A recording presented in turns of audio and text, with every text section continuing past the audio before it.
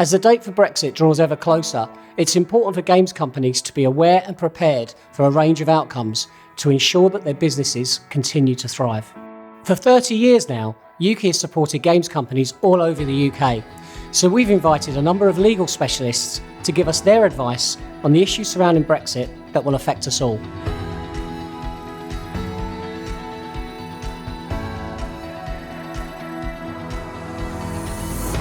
Part of what makes the UK such a great place to develop and sell games are the fantastic opportunities for funding. Tim Davies is from Sheridans. He's an associate in the firm's computer games and digital media group and is a specialist in corporate finance. We're getting a lot of questions from game developers about what's going to happen after Brexit. As far as existing funding goes, all developers should be checking what's in their contract. Is there anything that would allow a publisher, funder, financier, investor to get out of paying you any money that they've committed to? So check what you have in writing with that particular person to make sure that you still have the money to make your game. The European Commission has recertified the video games tax credit scheme until 2023. So in the short term, it should be staying where it is. A similar thing happening with R&D as well.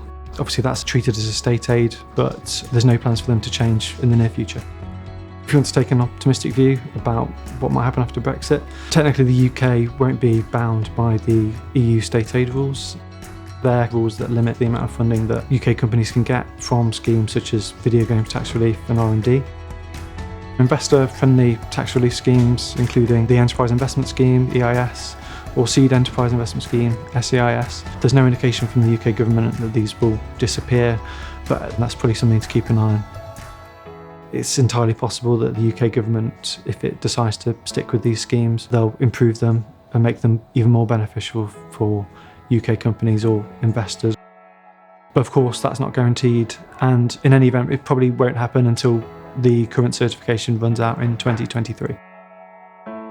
Perhaps one of the biggest impacts is going to relate to funding that the UK gets from the EU, specifically funding that's coming from Creative Europe. That funding is going to disappear, but the UK government has at least initially committed to underwriting any funds that developers or companies might have had from Creative Europe.